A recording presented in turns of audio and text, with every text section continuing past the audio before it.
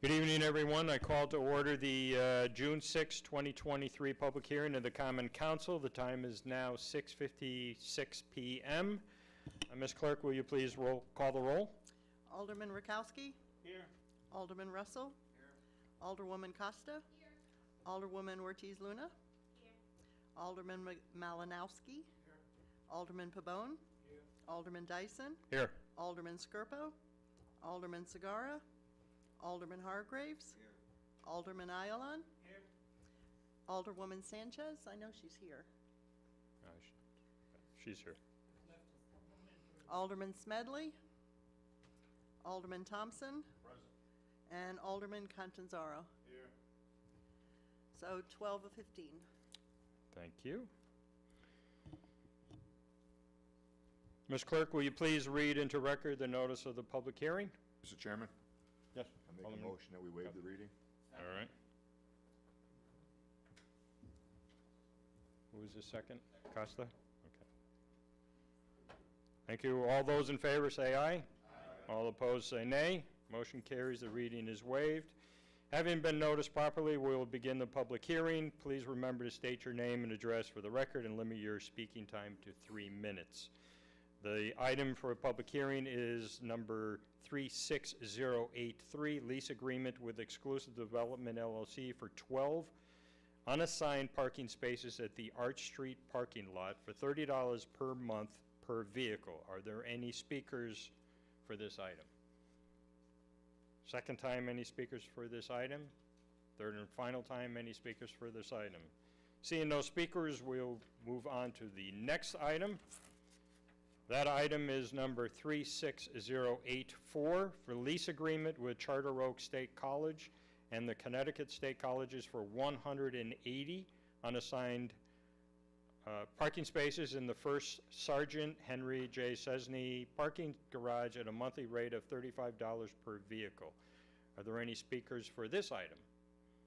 Second time, any speakers for this item? And third and final time, any speakers for this item? Seeing no speakers, we will close the public hearing. The time is now 6:58 p.m. The Committee on Planning, Zoning, and Housing will take up discussion on these items on June 8th, 2023. Thank you, everyone.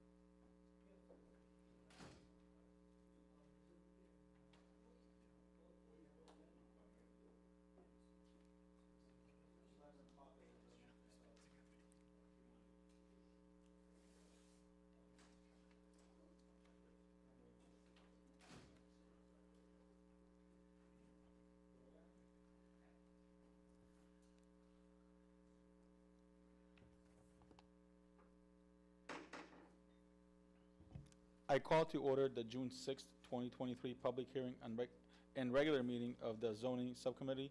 The time now is 7 p.m. Ms. Clerk, will you please call the roll? Alderman Rakowski? Here. Alderman Russell? Here. Alderwoman Costa? Here. Alderwoman Ortiz Luna? Here. Alderman Malinowski? Here. Alderman Pabon? Here. Alderman Dyson? Here. Alderman Skirpo? Alderman Segarra? Alderman Hargraves? Alderman Ayalon? Here. Alderwoman Sanchez? Alderman Smedley? Alderman Thompson? Present. Alderman Catanzaro? Here. 12 out of 15. Ms. Clerk, will you please read into the record the notice of public hearing? Yes, Alderman. Motion that we waive the reading. Motion to waive the reading made by Alderman Thompson, seconded by Alderman Russell. All in favor say aye. All opposed say nay. Motion carries. The reading is waived. Having been noticed properly, we will begin the public hearing. Please remember to state your name and address for the record and limit your speaking to 3 minutes. The first item on the public hearing is item number 36089 to change the OP Office and Public Buildings District, generally located in the north and to the east of Walnut Hill Park, to RO, Residential and Office District. Are there any speakers at this time? Are there any speakers at this time? For the third time, are there any speakers at this time? Seeing no speakers, we will move on to the next item, one of 18, mind you. And the second item for the public hearing is item number 36090 to change the B1 Neighborhood Business District located along Allen Street to B3 Secondary Business District from approximately Wilcox Street to Dixon Street, and to change it to T Residential District located on the rear portion of 361 Allen Street to B3 Secondary Business District. Are there any speakers at this time? Are there any speakers at this time? For the third time, are there any speakers at this time? Seeing no speakers, we will move on to the next item. I'm glad you find that funny, Mr. Benjamin. The third item in the public hearing is item number 36091 to change the CBD Central Business District located along Broad Street to B3 Secondary Business District from approximately Beaver Street to Gold Street, and to change the rear portion of the property located between Broad Street and Orange Street from A2 Residential District to B3 Secondary Business District. Are there any speakers? Are there any speakers? For the third time, are there any speakers? Seeing no speakers, we will move on to the next item. And the fourth item for the public hearing is item 36092 to change the A2 Residential District located along Myrtle Street to B3 Secondary Business District from approximately Curtis Street to Burris Street, and to change the I-2 General Industry District located along Bond Street to A-2 Residential District. Are there any speakers at this time? Are there any speakers at this time? For the third time, Mr. Benjamin, are there any speakers? Seeing none, we will move on to the next item. Number 5. The fifth item for the public hearing is item number 36093 to change the B1 Neighborhood Business District located along Osgood Avenue to B3 Secondary Business District from approximately Corbin Avenue to Osgood Park, and to change the S3 Residential District located on and around 2005 Corbin Avenue to B3 Secondary Business District. Are there any speakers at this time? I'm sorry, are there any speakers for this item? Are there any speakers for this item? Are there any speakers for this item for the third time? Seeing no speakers, Mr. Benjamin, we will move on to the next item. And the sixth item for the public hearing is item number 36094 to change the B1 Neighborhood Business District located along South Main Street to B3 Secondary Business District at business-focused intersections including South Whiting Street, Ellis Street, Robert Street, and Buell Street, to change B1 Neighborhood Business District to A2 Multifamily Residential District at residential-focused areas located between the South Whiting Street and Ellis Street, Trinity Street, and Robert Streets, and Robert Streets and Buell Streets, and to change select parcels from B1 Neighborhood Businesses District to T Residential District that contain residential uses. Are there any speakers at this time? Are there any speakers at this time? Are there any speakers at this time for this item the third time? Seeing no speakers, we will move on to the next item, number 7. The 7th item for public hearing is item number 36095 to change the B3 Secondary Business District located along West Main Street to B1 Neighborhood Businesses District from approximately Corbin Avenue to Plainville Town Line, and to change B1 Neighborhood Businesses District located along West Main Street to B3 Secondary District from approximately Vine Street to Corbin Avenue. Are there any speakers for this item? Are there any speakers for this item? Are there any speakers for this item for the third time? Seeing no speakers, we will move on, Mr. Benjamin. Item number 8. The 8th item for public hearing is item number 36096 to amend sections of the zoning ordinances regarding permitted uses in the I-1, I-2, and I-3 districts. Are there any speakers for this item? Are there any speakers for this item? Are there any speakers for this item for the third time? Seeing no speakers, we will move on to the next item. Item number 9. The 9th item for this public hearing is item number 36097 to amend sections of the zoning ordinances to establish more disruptive zoning districts designations for certain residential and business districts.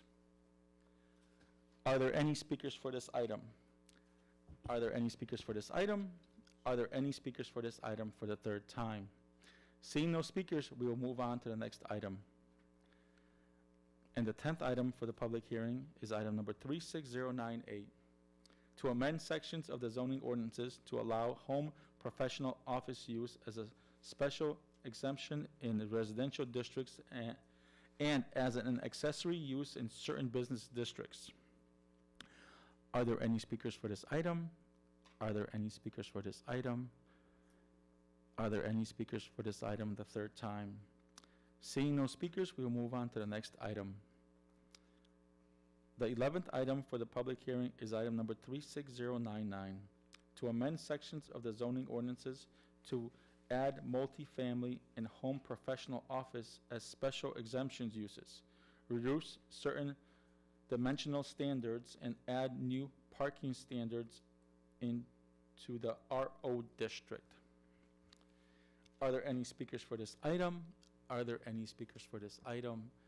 Are there any speakers for this item for the third time? Seeing no speakers, we'll move on to the next item.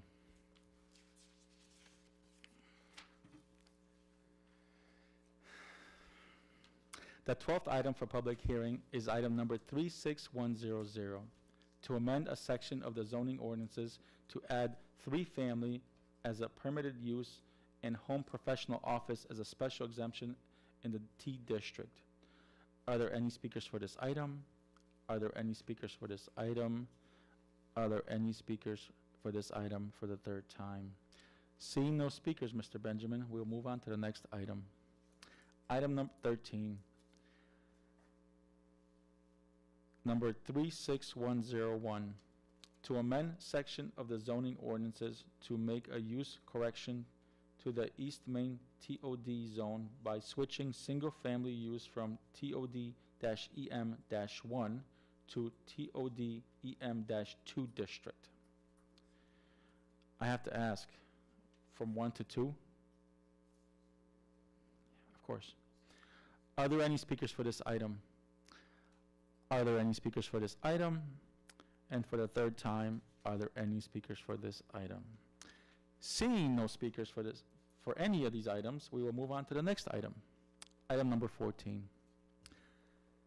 Item number 36102 to amend a section of the zoning ordinances to correct a numbering error in the B-1R district. Are there any speakers for this item? Are there any speakers for this item? Are there any speakers for this item for the third time? Seeing no speakers, we will move on to the next item. And the 15th item for the public hearing is number 36103, to amend sections of the zoning ordinances to create a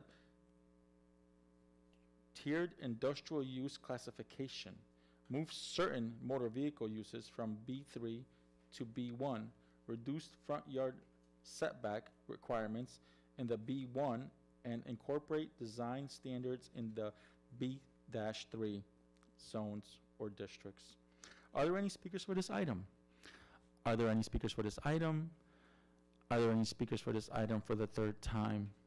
Seeing no speakers, we will move on to the next item. Item number 16 for public hearing is item number 36104, to amend a section of the zoning ordinances to require a minimum building height along certain primary corridors in the CBD. Are there any speakers for this item? Are there any speakers for this item? Are there any speakers for this item for the third time? Seeing no speakers, not surprising, we will move on to the next item. Item number 17. Item number 36105, to amend sections of the zoning ordinances to add subsection 230-40-20, requiring front yard areas not occupied by legal driveways, parking, or walkway surfaces to be either lawn or appropriate and attractive landscaping construction, primarily of a vegetation ground cover. Are there any speakers for this item? Are there any speakers for this item? Are there any speakers for this item? Seeing no speakers, we will move on to the next item. Item number 18, finally.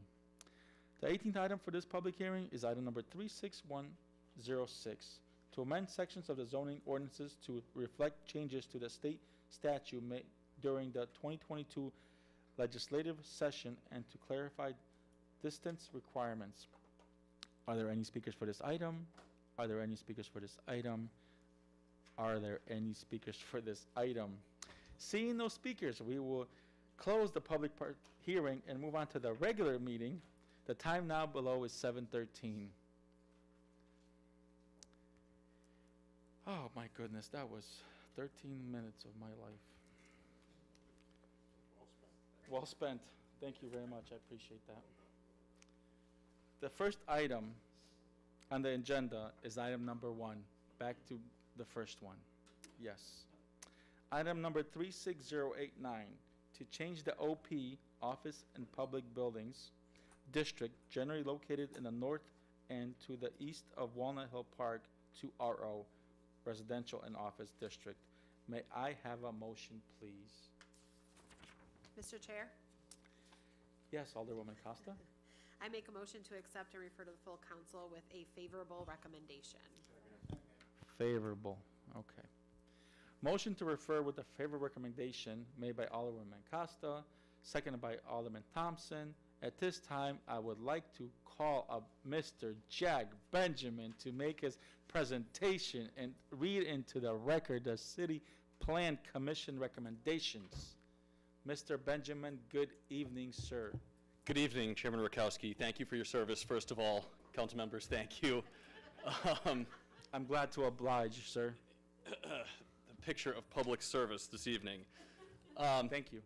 So we're going to take you on a little bit of a tour tonight of the suite of zoning code updates, changes, and spatial actual district rezoning that this package includes. So to give you sort of an overview, we've talked a little bit about this before. This is sort of the third round. This is probably the largest volume-wise. This is the largest volume-wise that you'll be subjected to in the zoning updates that we're undertaking. First, we did the Central Business District, and that came through last fall. This winter and early spring, we did updates to the OP zone, which overlaid a bunch of different land uses in the city. And then this, we're addressing a number of different issues. About 40 to 50% is cleanup, and about 50 to 60% is improvements to the code and zoning districts. So number one, why are we doing this? We're about 18 months into the implementation of our 2021 to 2031 Plan of Conservation and Development.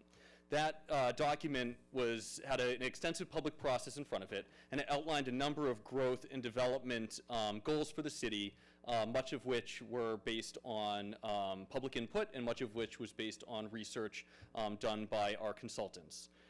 So part of it is implementing the POCD by public mandate. Part of it is also us doing real legitimate planning work. We're looking at our code, much of which was overlaid over the city, both in zoning districts and with the text in 1967.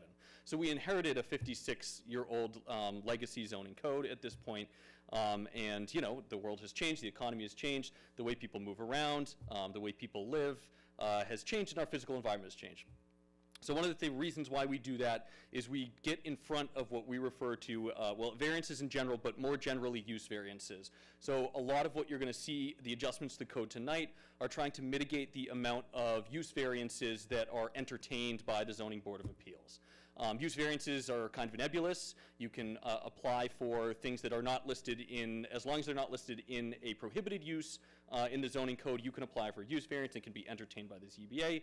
Occasionally they are granted, and we tend to think that it's not a good idea to go out and grant too many use variances because you're sort of opening yourselves up and setting potentially poor precedent in some cases.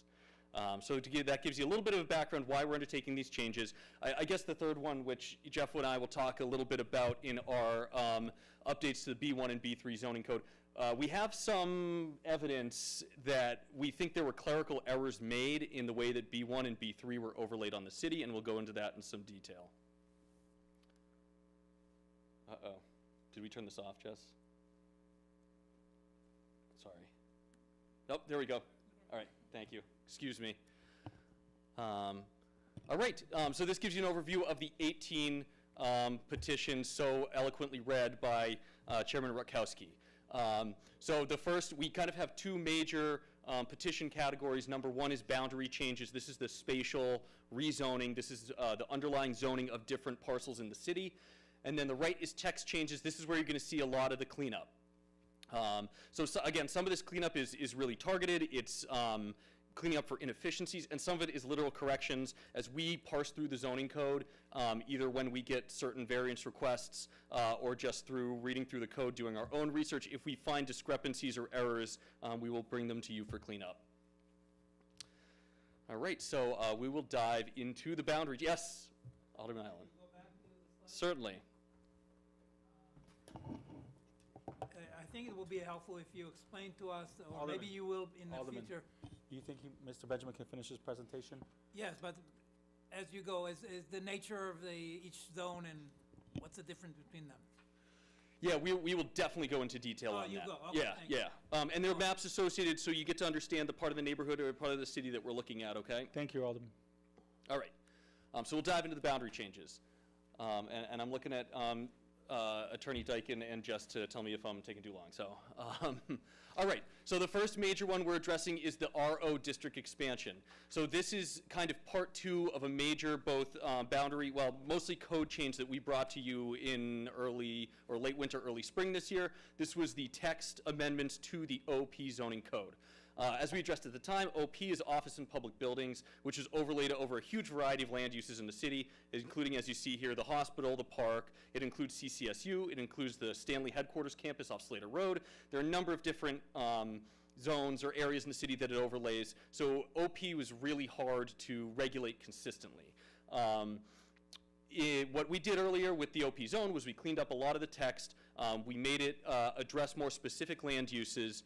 And then what we did here, because we felt like the historic homes along Lexington Street, Vine Street, West Main, and then following the South High Corridor, north-south, really should be protected by what's called the RO zone. Currently, the RO zone is only located, as you see, on the east side of Vine Street, and this was really overlaid as a protective measure to protect a lot of historic homes on the west side. It happened at a time when a lot of these sort of Victorian houses were not being used as residences. They were being cut up into apartments. They were being used for commercial uses. And RO has an element of historic protection to it. We think this is one of the more physically attractive areas of our city with more houses and districts listed on the state and national register than most other neighborhoods in the city.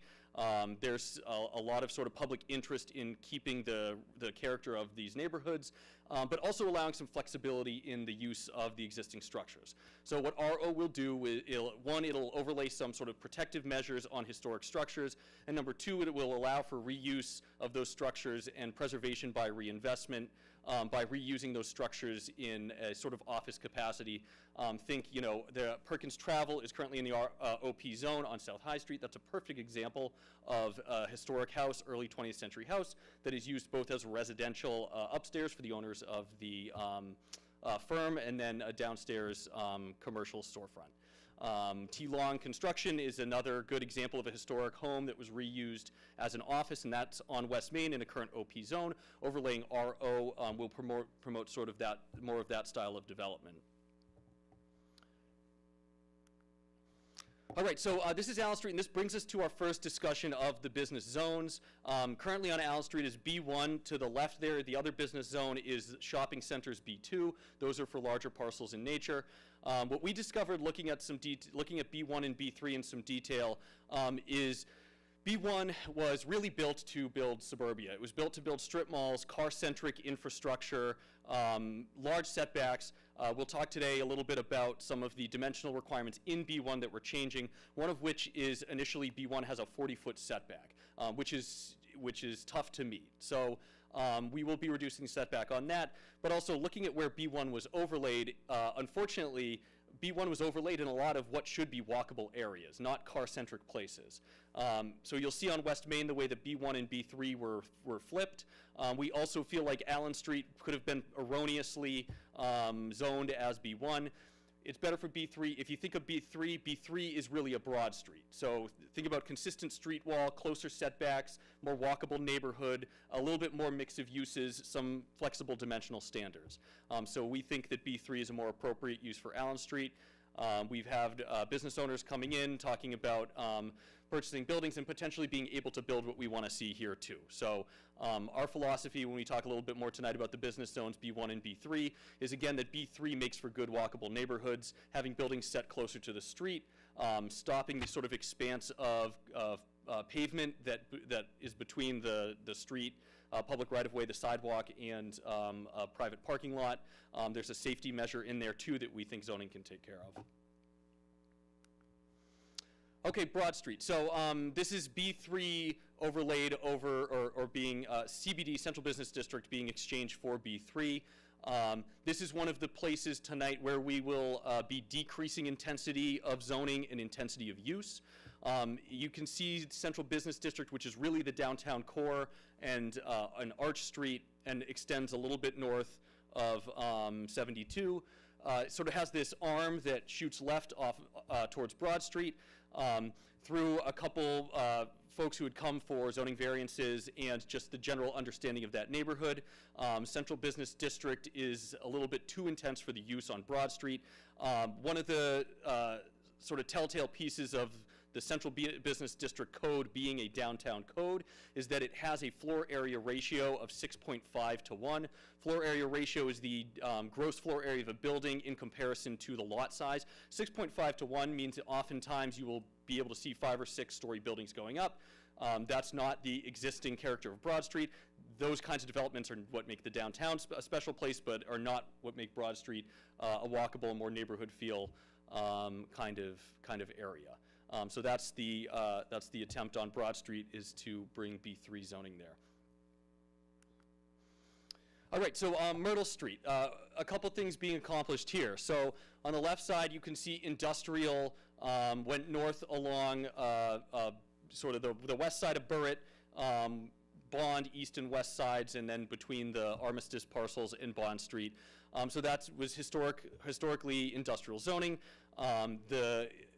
Changing that to A2, which is basically a multifamily district, is going to allow for potential construction of early phases of the Mount Pleasant redevelopment. We have an open EPA assessment grant, so we will be looking at these parcels, doing some assessment and understanding of the cleanup costs associated with them. We're working with the developer who currently owns the large swath of Bond Street that extends from Burt to Bond, south to Myrtle, and then north up the Bond block, as potentially working with or doing development on behalf of the Housing Authority as an early phase of the Mount Pleasant redevelopment. We like having these empty parcels in this area because it means we can build new, start to relocate from Mount Pleasant, and then demolish parts of Mount Pleasant without having to do any sort of temporary housing in hotels or other temporary living situations for residents in Mount Pleasant. Being able to do a phase 1 new construction on a blank site is a positive for residents in general. The B3 zone here is based on a couple factors. Number one is the increase in jobs and housing on Myrtle Street. So right across from the new B3 zone, you'll see the ARUD zoned parcel, which is 480 Myrtle, which is bringing 115 units to Myrtle Street. We think that having that sort of volume of potential pedestrian traffic on the street indicates that a B3, a small business zone, could be developed north of Myrtle Street here. Additionally, the redevelopment of Mount Pleasant. So one of the things in canvassing Mount Pleasant residents about their neighborhood is that they feel cordoned off from the neighborhood. That's impacting, number one, the actual design of the redeveloped Mount Pleasant, and two, it's impacting our planning. So we want to be able to plan for neighborhood businesses, laundromat, grocery store, convenience, tailor, dry cleaners, what have you, along the north end of Myrtle Street so that area residents and Mount Pleasant residents can walk over. The last thing is really a planning issue, which is when you have residential properties abutting, fronting, or generally facing at industrially zoned properties, major blight, or major commercial districts, there's what's called a zone of transition, which means between those properties, those residential properties that front in front of commercial or heavy industry or blight, it's hard for them to retain value. They're usually, if you look at that strip of Myrtle Street, they're not very well-kept properties. We think ultimately there's potential for those to change to business and retain value, and thus more positively impact the grand list has good potential. Okay, Osgood Ave. So this is in service of a couple things. Number one, the hope is to bring a little bit more commercial density to this area. The Osgood Park renovations is one of the city's biggest ongoing projects.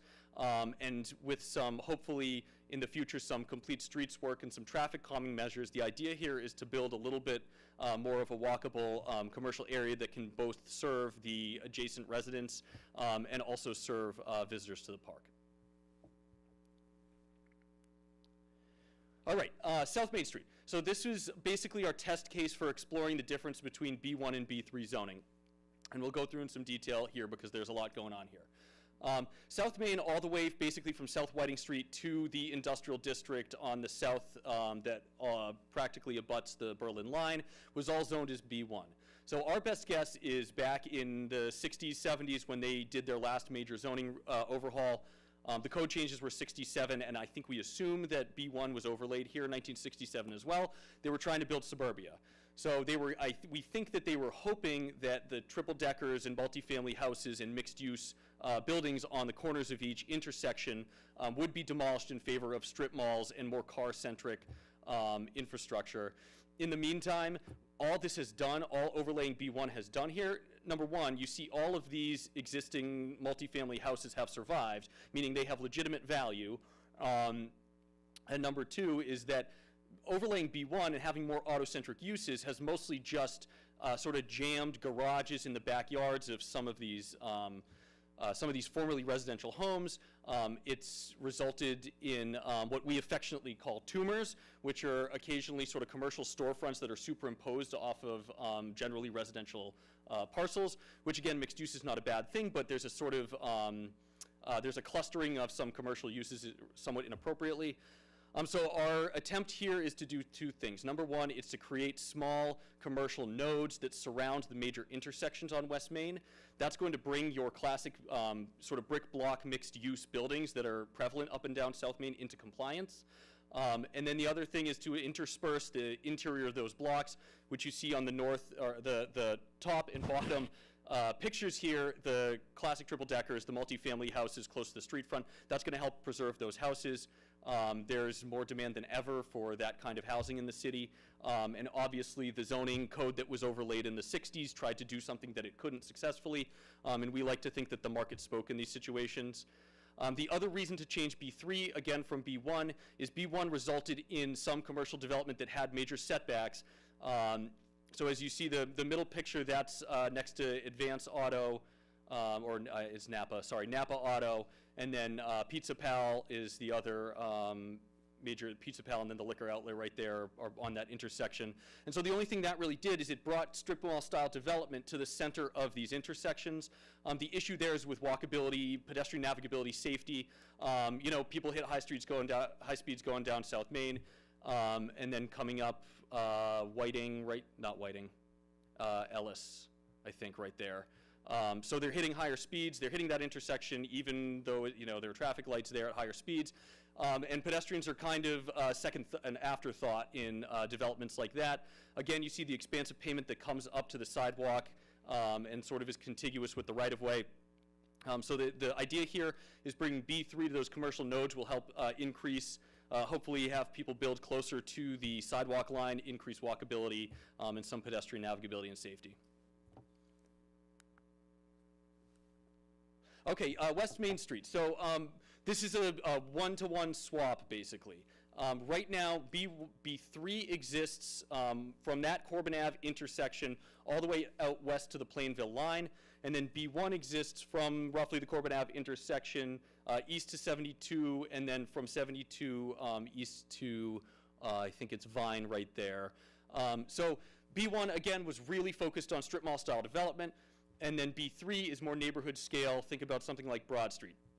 We tend to think that this might have been some sort of clerical error. We think it could have been zoned erroneously, thinking about how having the denser, more walkable zoned area closer to the Plainville line doesn't necessarily make sense. People are more on a commuting route then rather than they are in a walkable neighborhood. The residential density along West Main and both west and east of 72 right there, we tend to think should have some increased dimensional flexibility for, I swear I didn't touch anything. Okay. All right, I mean, I can at least walk you through the rest of that. You got the pages? Okay. All right. I don't know. Was it?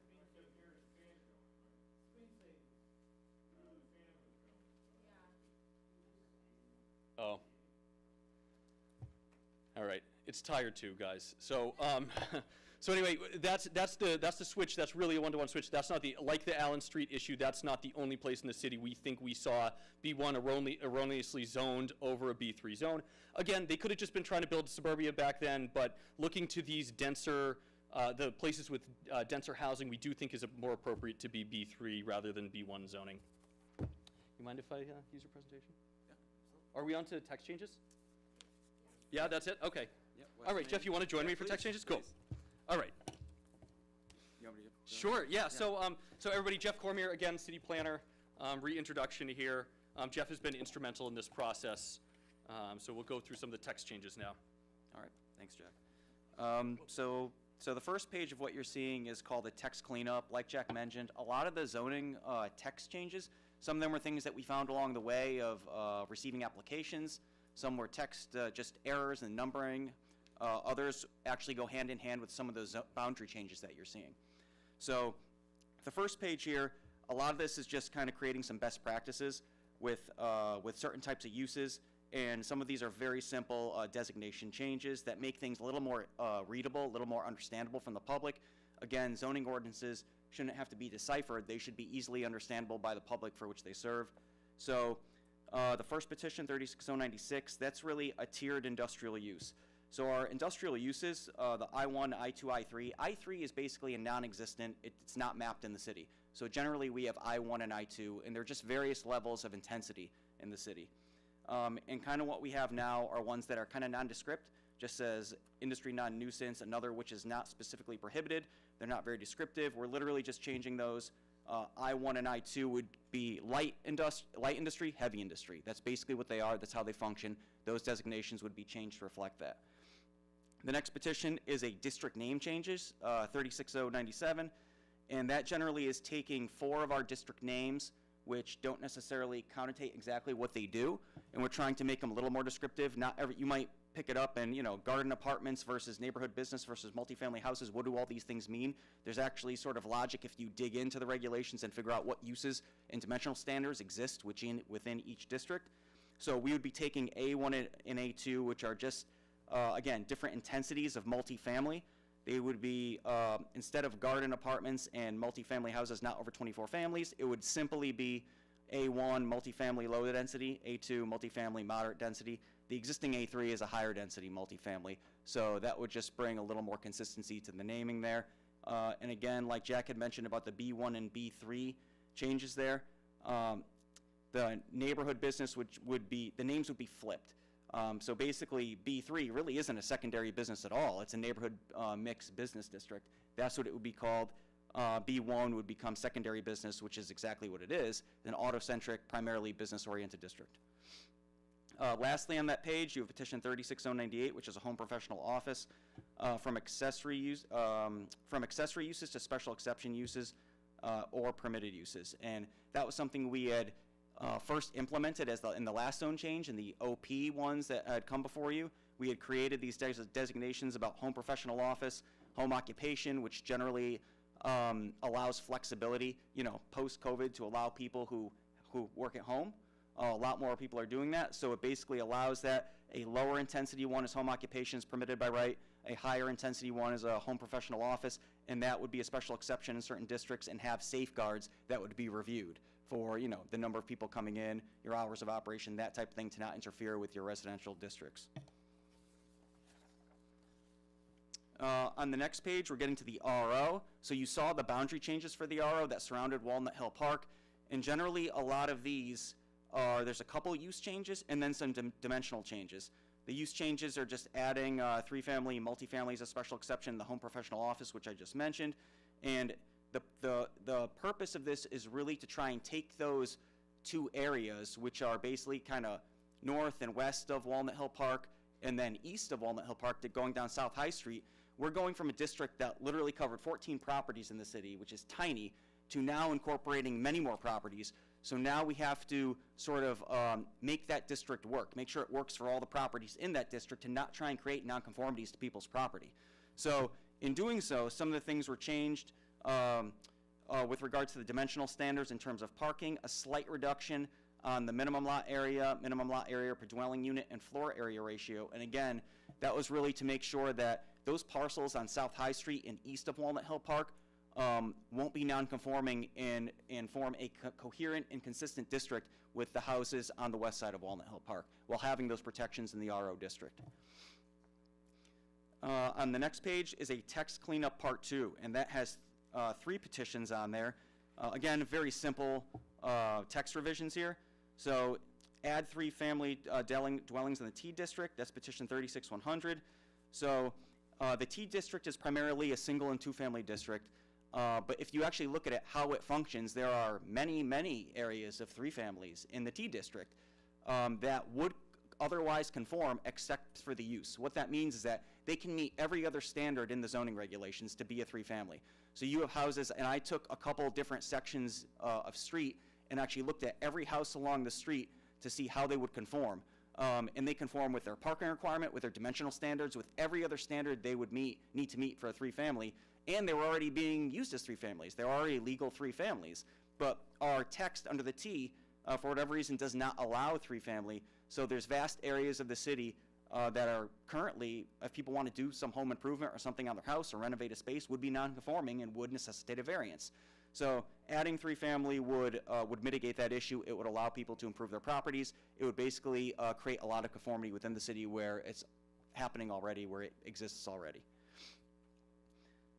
Single family in the TOD, that was literally a text issue. I talked to Steve Schiller, the previous planner, and he had told me it was a incorrection where single family was permitted in one of the, there's TOD EM1, TOD EM2. TOD EM1 is a TOD around East Main, around the station there, and it's a smaller, more focused area. TOD EM2 is the area outside of the TOD EM1, so it actually has single family homes in it. So there's no reason why you would prohibit single-family homes in that district. They should be permitted there. For whatever reason, it was a text issue. It was just flipped. It wasn't supposed to be that way, but it was, so we figured we would correct it since we're going through all these. So that would just allow single-family in the TOD EM2 where it should be. B1R text error, simply a numbering error that we picked up on a recent variance application. The section of B1R is actually 145, and for whatever reason, this one use under the B1R had section 140 instead of 145, which it should have had, so that was just a numbering issue.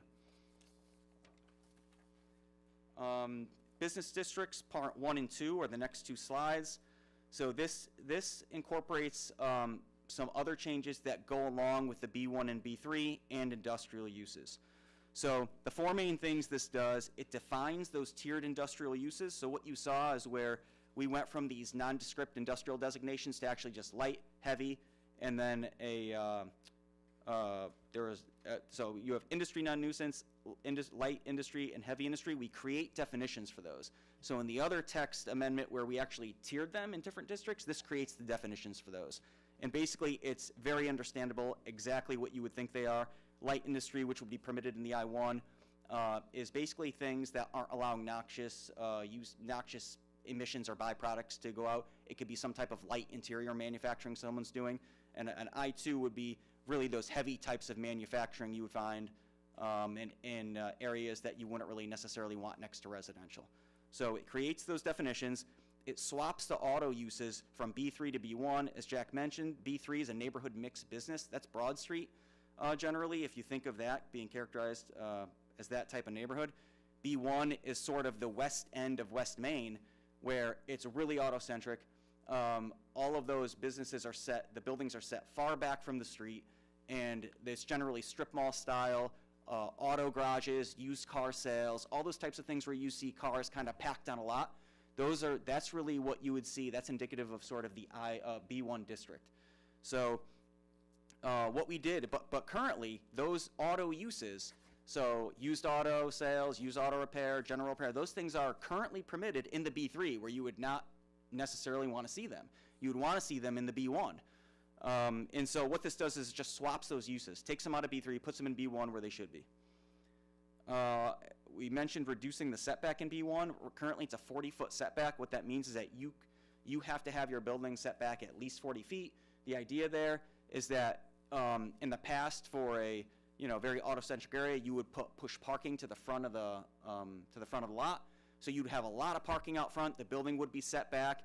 And 40 feet is a pretty inordinate amount. I mean, that's looking at other municipalities and their setbacks for a similar type district, it's usually a lot less. It's not 40. 40 could be a large shopping center district. So we propose reducing that to 25, which is a lot more consistent, where you would still have the building relatively close. Also, what that does is it actually allows more developable area on the site for building. By telling someone or forcing them to push a building 40 feet back, you reduce the amount of developability of a site. And so by trying to make, you increase the amount of building they could put on there, they could be a little more flexible with, having the parking on the side or something like that. But what that does is by reducing the front setback, it doesn't make them, you don't have to put it at 25 feet, but it allows you that flexibility to have that building located closer to the street front and have more developable area on the site. Lastly, what this one did was we added sort of a light design guideline to the B3. As you know, you look along Broad Street or in some of these B3 areas, there's no front yard setback required. What that means is that buildings are primarily built right to the street. These are pedestrian-oriented areas that have uniform street walls and architecture. It's a very friendly and it's a unique environment for pedestrians to walk, go enter storefronts, things of that nature. We are implementing a build to line. So what that means is that you would be required to front the building within 10 feet.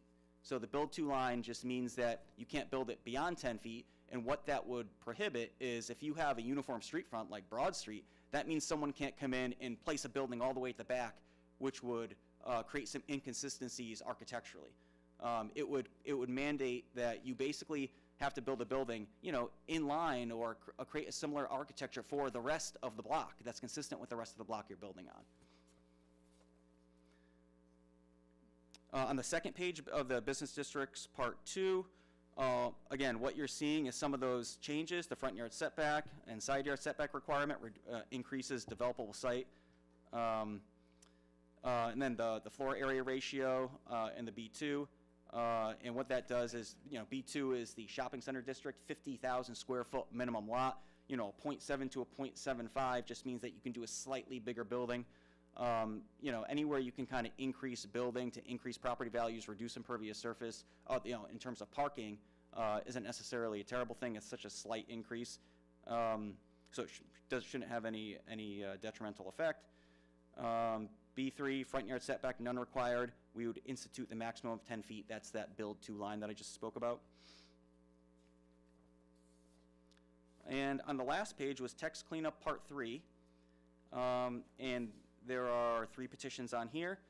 So one of them is a minimum height requirement in the central business district. And there is existing, there's certain street fronts that are primary corridors in the central business district, and there's a minimum height requirement of, I believe it was 3 stories.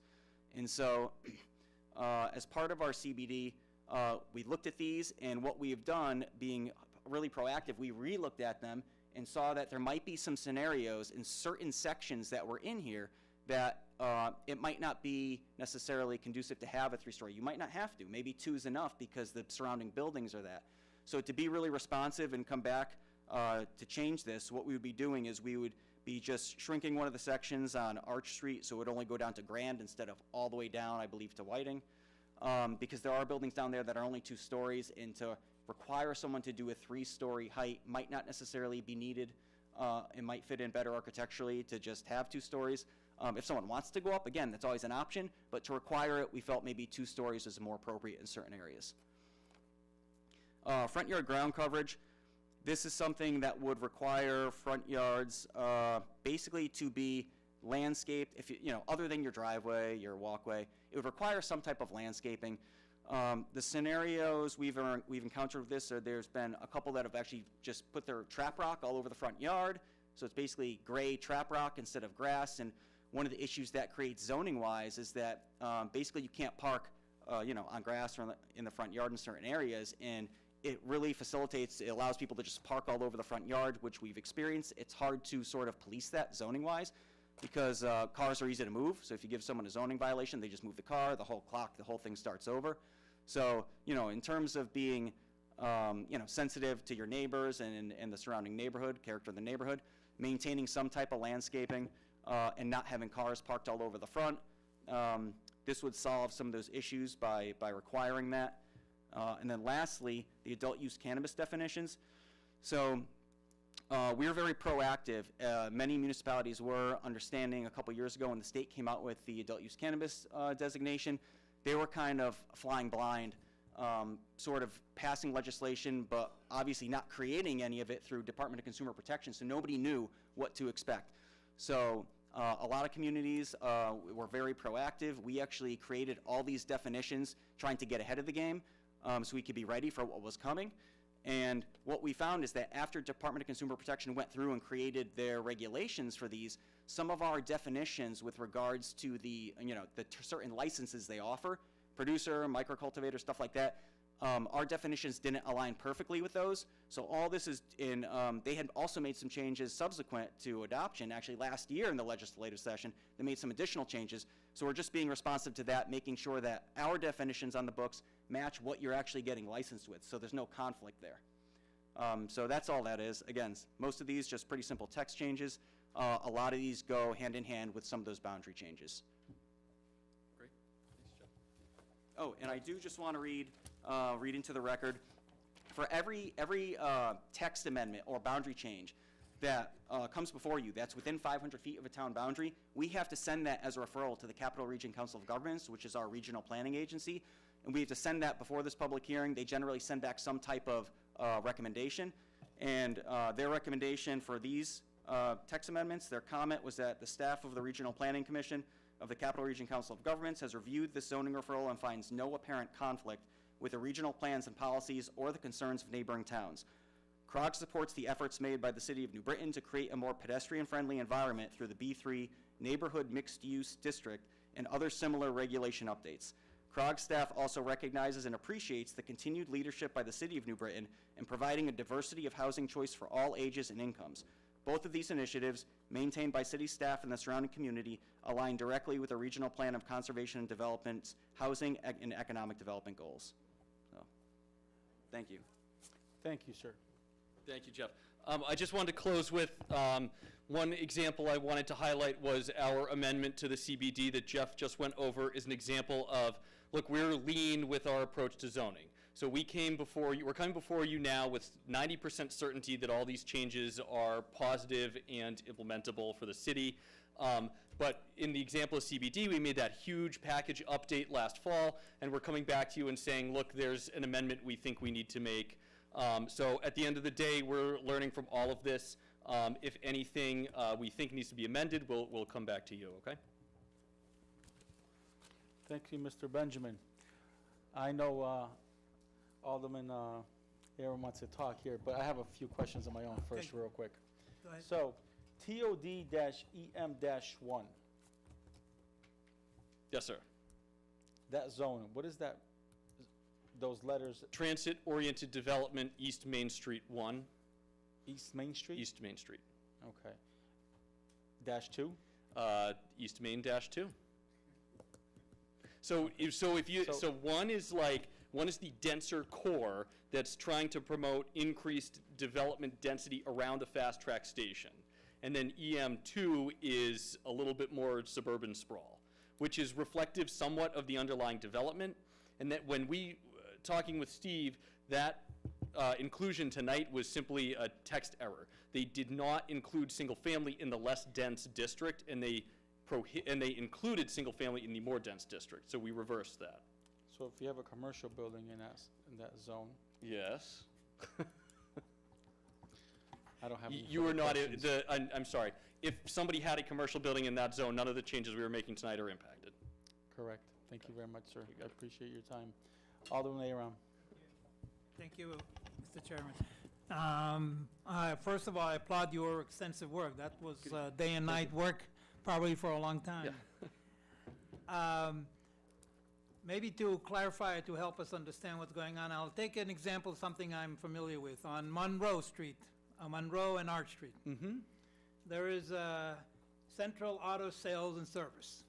Yes, sir. You familiar with that? Yes. And residents in that area complained that they take parking because the parking lot itself is small, and so they park on the road there on what is it? On Parkmore, exactly, Yep. and so on and so forth. So it appears that place, that small car dealer, used car dealership, really doesn't belong there, in residential. The way you change it, will that change that zoning there and force them to move somewhere else? So I think that Monroe and Arch is T-zoned. T-zone? T-zoned. And So that so first of all, I think we should look into this individual case. If it is, do we think that's T? Jeff, do you see? I don't know if we're going to see it from that's South Main, though. Oh, I'm sorry. No, that's okay. Oh, Arch. Monroe and Arch. All right. We'll look into it. I'll figure out what zone that is. We can do research on that property and see if they received a variance. If it's in a residential zone, there is T-zone in particular. T-zone is now, or if these changes go through, T-zone will be 2 and 3 family zones particularly. There are some other uses, but none of them are auto. And to be honest, our staff would not write a favorable report if a used car dealership came before us and wanted to locate in a T-zone, unless there was some real, unless they could really prove some grandfathering, pre-1967 zoning overhaul grandfathering. I mean, there's really very, very limited circumstance we would ever consider that. The other thing which we should probably discuss is some sort of potential moratoria on used car dealerships in certain zones in the city, if not citywide.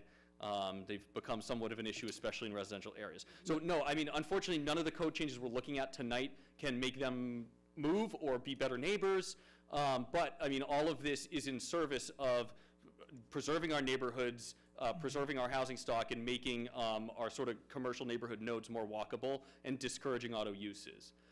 Mr. Okay. Benjamin? Yes. I don't think that the alderman and you are on the same page. I think what the alderman is trying to say is that when you change these zones, right, are this particular business is gonna stop parking on their cars on the side streets? No.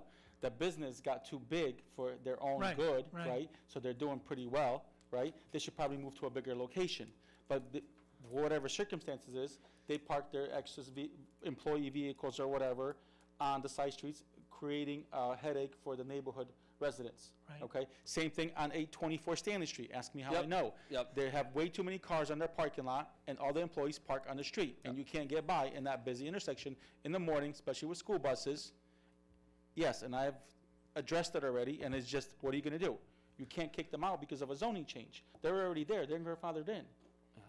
It's just they have too many vehicles for their parking lot. Let's hear, okay, Is that once B- again. That's B3. Yeah, it's B3. So essentially, it's currently in the B3 district, so the changes we're making tonight would actually make it a non-conforming use, which would not allow them to expand or basically do anything without a variance. So. They have already variance probably, right? Well, we don't know. We don't know. can We'd have to research. look. We'll let you know. But, yeah, there's nothing we could do that would kick them out if that's the case. But the farthest we can go is essentially what we're doing by taking that use out of the district to not allow it. So by rendering that a non-conforming use, that's about the strongest thing we can do to not incentivize that type of use Okay. there. So thank you, so. Yeah, and just on that note, Alderman Island, the good example too is that B1, B3 swap on West Main, the tighter, denser, more walkable areas closer to the downtown core really should be B3 where those auto uses are prohibited. And then B1 is all the way out to Plainville, right? So it's more auto-centric. And we're trying to do that everywhere. We think that auto-centric uses should belong in auto-centric corridors, right? And so that's, we removed it as a use from the central business district. We removed it as a use from B3, which is kind of the second tier in density and intensity to CBD. So wherever we have that opportunity, we're doing that. So, following that, I mean, in the spirit of what you want to do, changing the zoning, would that enable, for example, for the city to offer, let's say this dealership, another place that might be even larger, but in another area where you want them to be? That's it, And yeah. relocate with minimal costs? I mean, was that consideration? Is that something that? Well, so, I mean, to answer your question two ways. Number one, business relocation is really the sort of economic development side of my department. It's something we try to do a lot wherever appropriate. None of the actions we're taking in zoning are going to force them to relocate. In the future, should they try to do some expansion, they would have to come before us for a variance because that would be expanding a non-conforming use, which you can't do without going through land use approvals. So they would have to come before us. If that were to happen, we would certainly start a conversation about trying to help them do site selection or procure another site in a more appropriate place in the city. You know, again, zoning, our approach to zoning is also sort of unlocking developable potential of underdeveloped parcels and then trying to move, you know, ultimately move inappropriate land uses. But it's not, there's no enforcement arm coming from our department on this. So it's something where they would have to approach us for a variance, and then we would coach them through, you know, look, we're really trying to not entertain expanding of non-conforming uses. We're not trying to entertain use variances at all in the B3 or, you know, residential zones for that matter. Here's an opportunity for us to work with them and my economic development side of the department to find you a better suited use at a strip mall on the west side of town or somewhere off South Street in an industrial zone or something like that. Okay. You know, it's a huge project here, and of course, I understand why the public didn't show up, because, you know, we have no idea what it was going to be here today, and I'm sure the public is. And it seems to me that before we vote on this and move it on to the city and accept it and so on, I think needs to be another step.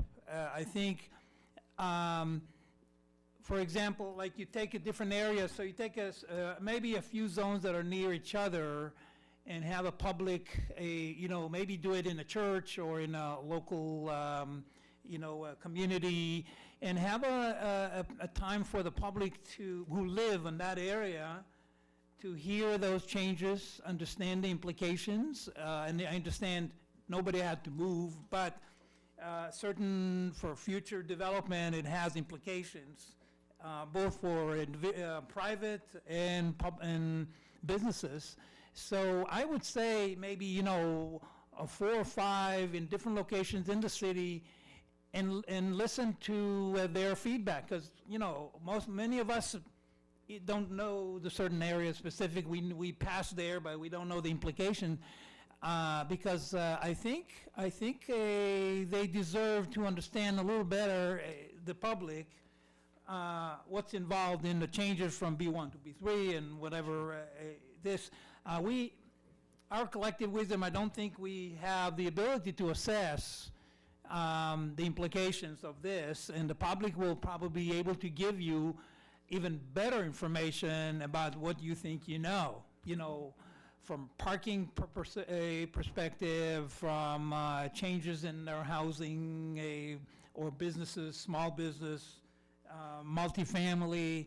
So I think that would be helpful for you too. Sure, so I don't. Awesome, thank you, Alderman. Yeah, I don't, just Aaron. briefly, and I don't disagree with the sentiment. One of the reasons we're able to really go forward with confidence with these changes is because of the extensive public input process that went into the plan of conservation development. So a lot of these zone changes, code updates, and spatial zoning changes are because it's input we received from the public during our POCD process.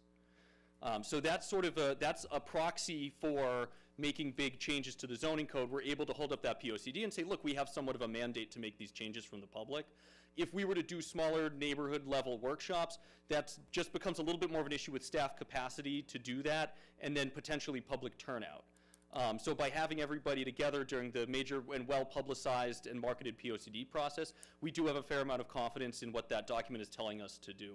So how many, or can you give us some examples of feedback you got from, or a major, so residents and businesses? Can you name some that gave you feedback? Just to use the B, because I think the real business zone cleanup and business zone changes are sort of at the forefront tonight. A lot of what we talked about in the POCD was bringing back some sort of aesthetic beauty and walkability to neighborhood corridors.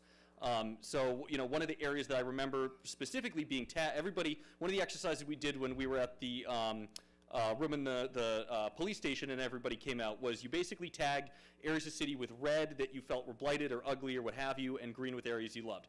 And one of the things I remember was there were a bunch of big red tags on that B1 part of West Main Street, and there were a bunch of big green tags on Walnut Hill Park and everywhere else around it.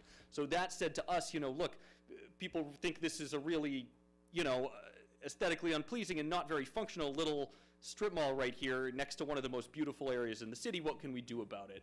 And I think giving that sort of development flexibility and unlocking the development potential on those parcels is our best faith effort to doing that. Okay, I understand all this. I'm still a little uncomfortable of voting this out of committee, and first of all, it's humongous, and just to digest what we heard today is probably will take some time. So I'm really leery about moving it along because it's such a huge. I'm still a little unclear about the difference between residential district and residential, and there's S3 and T and A2, and it's really confusing. We would also, in anticipation if there's a way to simplify this. Yeah, and in anticipation of the next round, which won't have 18 petitions to it, but in anticipation of the next round, we would love to have you come by the office and sit down with you, and we can go through what each of those zones and districts do. I mean, we're happy to sit with anybody at any time and talk about it. Okay. Where they will explain to you word for word. Thank you, Mr. Benjamin. Alderman Canzaro. Thank you, Mr. Chairman, and through you, I just want to briefly touch what the Alderman was talking about, these car dealers. As a member, I was a member of ZBA for many, many years, and a lot of those have to go for variances, and a lot of times we put restrictions on how many cars they could have there. I'm not sure if that certain parcel, but I know the Corp Council, knows much more about that than I do. So, and there's always, we never really had the enforcement, arm of it, because we didn't have any personnel, to enforce. If we say they could only have 30 cars and they have 50, you know, it kind of went on and on. So, you know, that might already be on there, I'm not sure. Again, through you, Mr. Chairman, to Mr. Benjamin, I just want to say, first of all, thank you. I know I was on the phone with you a couple, 3 times this week going over this, and I really appreciate everything, you know, that we talked about. You kind of, you know, walked me through it somewhat, so I kind of have a, you know, because this is a big document, but it does mean a lot, like we spoke. I know there's a lot of things that we had to change over my years here, and I see this doing that. So that's a good thing. Just one question on the properties around Walnut Hill, Hart Street specifically. I'm assuming those big houses are the west side that you were talking about, that are not gonna be touched? Hart will, no, and Hart is, that Hart district is verging on, well, OP is the park. Right. But Hart is not going to be part of RO. We'll see if we can, yeah. Right, so I guess my question would be, right now, it seems, things seem to be okay, but like Vine Street or whatever, where we have those similar big houses that are both businesses and, because people have, you know, it's hard to, you know, maybe eventually that's gonna happen to Hart Street. I think Unless you you'll have a lot of money to maintain those houses. Yeah, I mean, I'm so kinda getting to. my thoughts there are, Hart Street is sort of bounded by other residential districts and the park. It's not along a commercial corridor. Those houses are really far set back. There have been a lot of, we see a lot of them come in front of Historic Commission all the time. Right. There's constantly investment in them as residential homes. We wouldn't think it was appropriate for them to be zoned as RO necessarily. Okay. Because we don't see a market demand there for a mix of uses. Right. Okay. And that's just, I mean, that's sort of observation. That's not necessarily informed by, you know, I mean, that's informed by again, our experience with the Historic Commission and just general observation of Right, that yeah, neighborhood. no, right now, they're all, they're all being taken care of, and they're, occupied. Yeah. You know, maybe in the future, things will change, I'm not sure, but I was just. The zone of those ones on Hart Street is mostly S2, which is a strictly single-family district.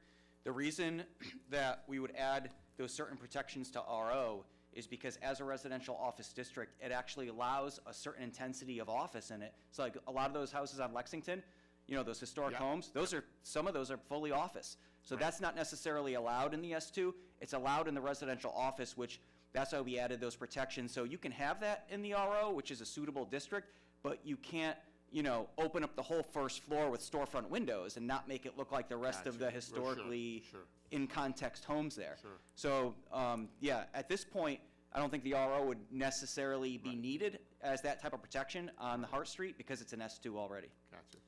And what RO did was, I mean, in the 20th century, when a lot of those uses were changing, it did provide those extra protections. It was basically looking at the market saying, look, these huge Victorians are not single-family houses anymore. It was protecting them from getting cut up into tons of apartments or being rooming houses or something like that, too. Thank you, I appreciate it. Thank you, Mr. Chairman. Thank you, Alderman. Any further questions? Alderwoman Costa. Thank you, through you, Mr. Chair. I just, so impressive. This is so much information, and it's actually totally comprehensive, so thank you very much. I have just a small clarification. Our good friend, Mr. Smith on Woodland Street is gonna be so happy with text cleanup part 3. We're talking about the front yard ground coverage requires that the front yard area not occupied by a legal driveway, parking, etc., must be either lawn or appropriate and attractive landscaping consisting primarily of vegetation ground cover. So I just get a little concerned when we say attractive. Is that part of the wording? If it is that left open to interpretation? We've got all kinds of lawns in the city of New Britain. I have someone like growing a garden, in my neighborhood on the front lawn. So I just want to make sure that we're not opening ourselves up to other kinds of complaints, as long as it's not impervious surface. I see what you mean.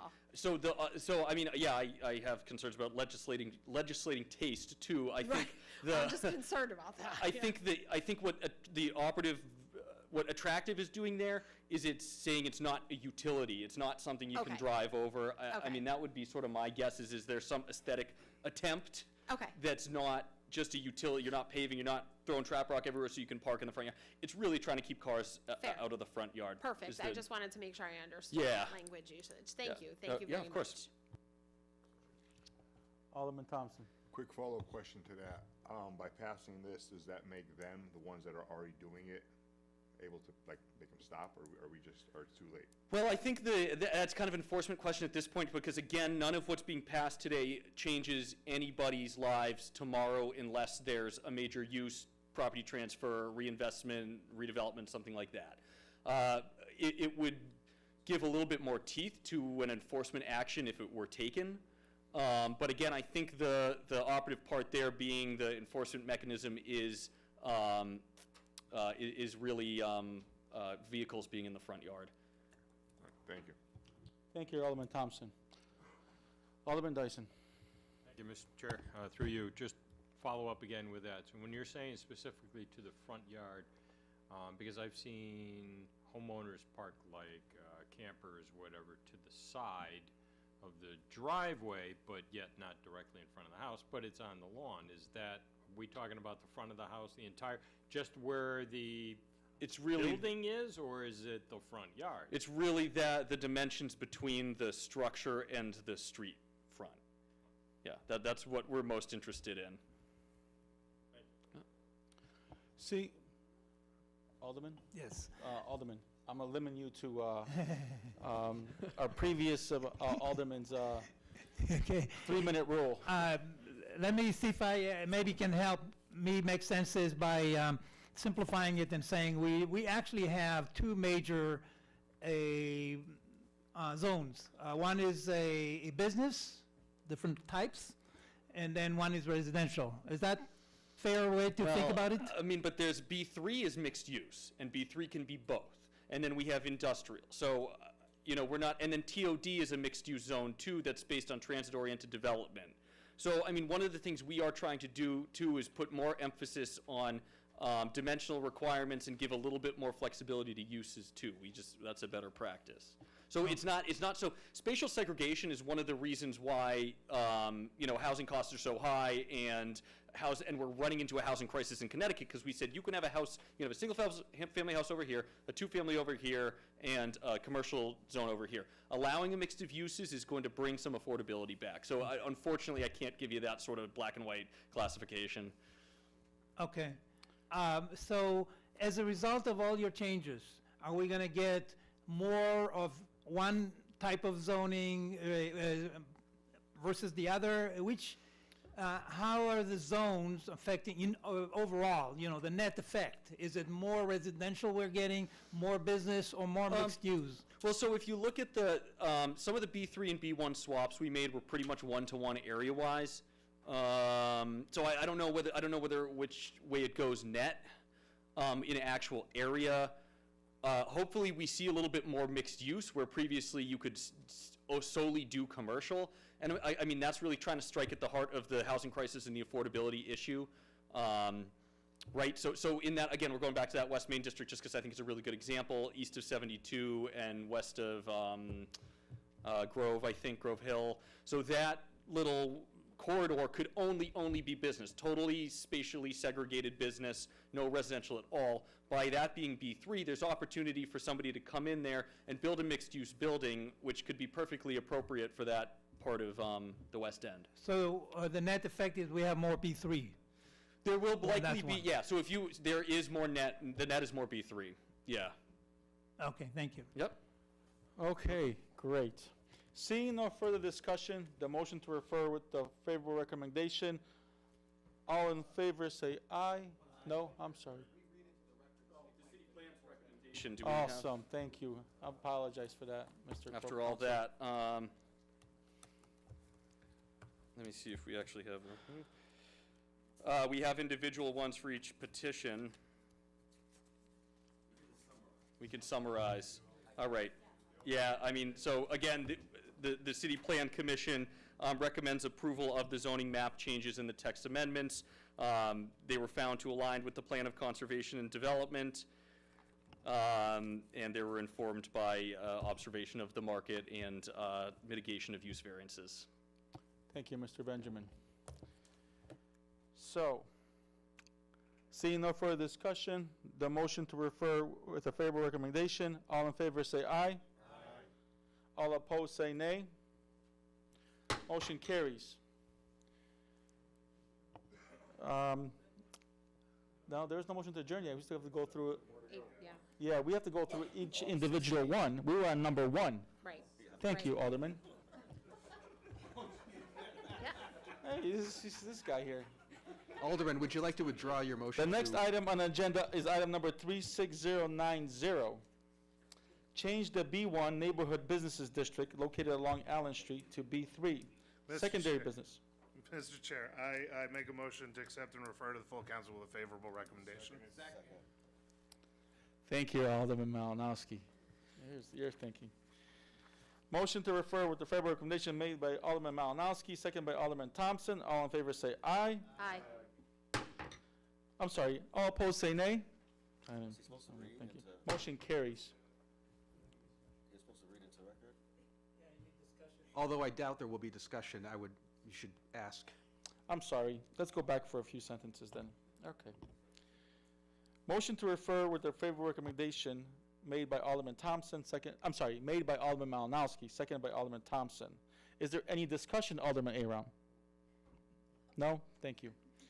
Seeing no further discussion, the motion to refer with the favorable recommendation, all in favor say aye. Aye. All opposed say nay. Motion carries. Oops, sorry, excuse me. The next item on the agenda is item number 36091. To Mr. cha- Chairman? Let me read it, thank you. Okay. To change the CBD Central Business District located along Broad Street to B3 Secondary Business District from approximately Beaver Street to Gold Street, and to change the rear portion of the property located between Broad Street and Orange Street from A2 Residential District to B3 Secondary District. May I have a motion? Mr. Chairman, I make a motion, we send it to the full council with a favorable recommendation. Is there any discussion? Motion to refer with a favorable recommendation made by Alderman Thompson, seconded by Alderman Dyson. I'm sorry, I skipped a sentence, huh? Is there any discussion? No? Good. Seeing no further discussion, the motion to refer with a favorable recommendation, all in favor say aye. Aye. All opposed say nay. Motion carries. Can I just read the item number, Corp Counsel? Will that be suffice? I mean, I suppose you could read it just item number 36093. There's no objection. Thank you very much, sir. Appreciate that. Next item is item number 4. It's item number 36092. Mr. Chair, Yes, Alderman Costa. I make a motion to accept and refer to the full council item number 36092 with a favorable recommendation.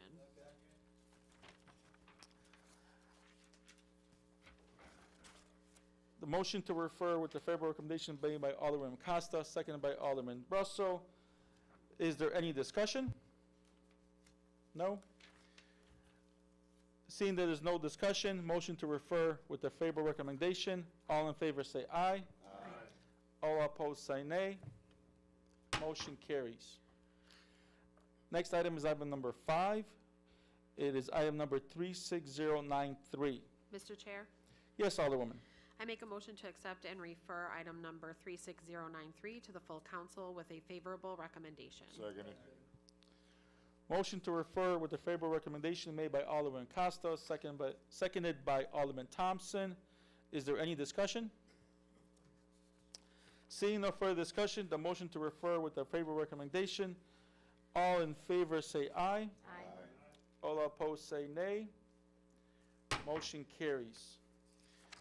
Item number 6 is item number 36094. Mr. Chair, Yes, Alderman Costa. I make a motion to accept and refer to the full council item number 36094 with a favorable recommendation. Motion to refer with the favorable recommendation made by Alderman Costa, seconded by Alderman Russell. Is there any discussion? Seeing no further discussion, the motion to refer with the favorable recommendation. All in favor say aye. Aye. All opposed say nay. Motion carries. Next item is item number 7, 36095. Mr. Chair, Yes, Alderwoman. I make a motion to accept and refer item number 36095 to the full council with a favorable recommendation. Motion to refer with the favorable recommendation made by Alderwoman Costa, seconded by Alderman Russell. Is there any discussion? Seeing no further discussion, the motion to refer with a favorable recommendation. All in favor say aye. Aye. All opposed say nay. Motion carries. The next item is number 8, item number 36096. Mr. Chair, Alderwoman? I make a motion to accept and refer item number 36096 to the full council with a favorable recommendation. Motion to refer with a favorable recommendation made by Alderwoman Costa, seconded by Alderwoman Ortiz Luna. Any discussion? Seeing no further discussion, the motion to refer with a favorable recommendation. All in favor say aye. Aye. All opposed say nay. Motion carries. Item number 9. It's item number 36097. Mr. Chair, Yes, Alderwoman. I make a motion to accept and refer item number 36097 to the full council with a favorable recommendation. Motion to refer with the favorable recommendation made by Alderwoman Costa, seconded by Alderwoman Ortiz Luna. Any discussion? Seeing no further discussion, the motion to refer with the favorable recommendation. All in favor say aye. Aye. All opposed say nay. Motion carries. Way to go. The next item is item number 10, which is item number 36098. Mr. Chair, Yes, Alderwoman. I make a motion to accept and refer to the full council item number 36098 with a favorable recommendation.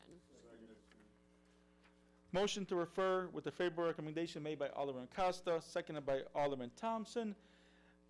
Is there any discussion? Seeing no further discussion, the motion to refer with a favorable recommendation. All in favor say aye. Aye. All opposed say nay. Motion carries. Next item. Item number 36099. Mr. Chair, Yes, Alderwoman. I make a motion to accept and refer to the full council item number 36099 with a favorable recommendation. Motion Motion to refer with a favorable recommendation made by Alderman Acosta, seconded by Alderman Canizaro. Is there any discussion? Seeing no further discussion, the motion to refer with a favorable recommendation. All in favor say aye. Aye. All opposed say nay. Motion carries. Item number 36100. Yes, Alderwoman.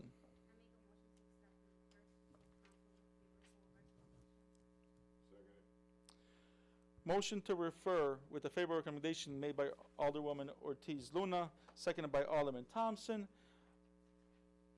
Is there any discussion? Seeing no further discussion, the motion to refer with a favorable recommendation. All in favor say aye. All opposed say nay. Motion carries. Item number 36101. Mr. Chairman, Yes, Alderwoman. I make a motion to accept and refer to the full council with a favorable recommendation. Motion to refer with the favorable recommendation made by Alderwoman Ortiz Luna, seconded by Alderman Russell. Is there any discussion? Seeing no further discussion, the motion to refer with the favorable recommendation. All in favor say aye. All opposed say nay. Motion carries. Item number 36102. Mr. Chair, would you mind just also indicating the agenda number 2? I'm sorry. Thank Okay, you. It's item number 14. Thank you. Well, it's not really item, it's the agenda number 14. Agenda 14 and then the item. Item number, Thank you. yes, sir, Corporal, thank you. So we're on number 14 now, item number 14, which is item number 36102.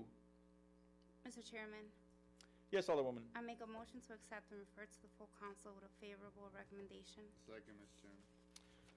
Thank you. Motion to refer with the favorable recommendation made by Alderman Ortiz Luna, seconded by Alderman Caranzaro. Any discussion? Seeing no further discussion, the motion to refer with the favorable recommendation. All in favor say aye. All opposed say nay. Motion carries. The next item is number 15. It's item number 36103. Let's see. May I have a motion? Motion to accept and refer to the full council with a favorable recommendation.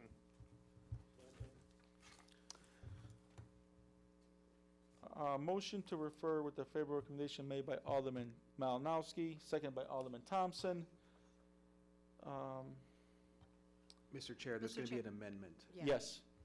Alderwoman Costa. Mr. Chair, I make a motion to amend to correct a scrivener's error in section 160-20 to strike through sections 160-20-121, 160-20-123, and 160-20-124. Second. Motion to amend made by Alderman Costa and seconded by Alderman Hargraves. Is there any discussion on the amendment? Seeing no further discussion on the amendment, all in favor of the amendment say aye. All opposed say nay. Motion carries.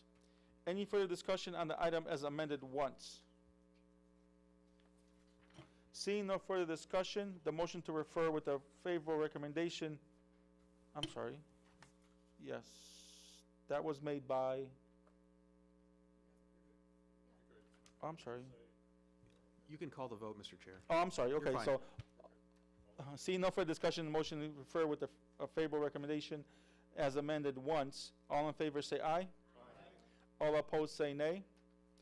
Motion carries. Item number 16, which is item number, I'm sorry, the agenda item number 16, which is item number 36104. Mr. Chairman, Yes, Alderwoman. I make a motion to accept and refer to the full council with a favorable recommendation. Motion to refer with the favorable recommendation made by Alderwoman Ortiz Luna, seconded by Alderman Thompson. Any discussion? Seeing no further discussion, the motion to refer with a favorable recommendation, all in favor say aye. All opposed say nay. Motion carries. Number 17, which is item number 36105. Mr. Chairman, Yes, Alderwoman. I make a motion to accept and refer to the full council with a favorable recommendation.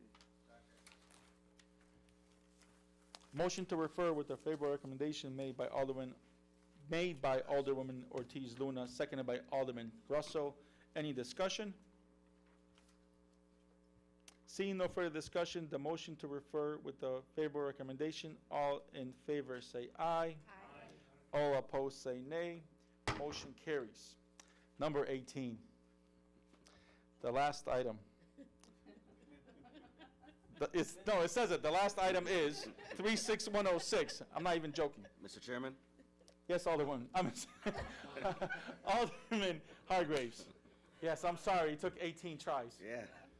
I make a motion to accept and refer to the full council a favorable recommendation for item number 36106. Second. Motion to refer with the favorable recommendation made by Alderman Hargraves, second by Alderman Pabon. Any discussion?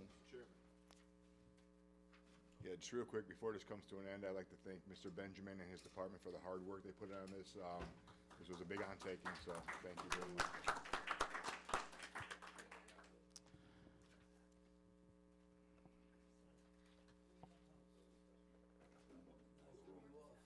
Yeah, no further discussion. The motion to refer with the favorable recommendation, all in favor say aye. All opposed say nay. Motion carries. Motion to adjourn. I'd have to even ask for that motion.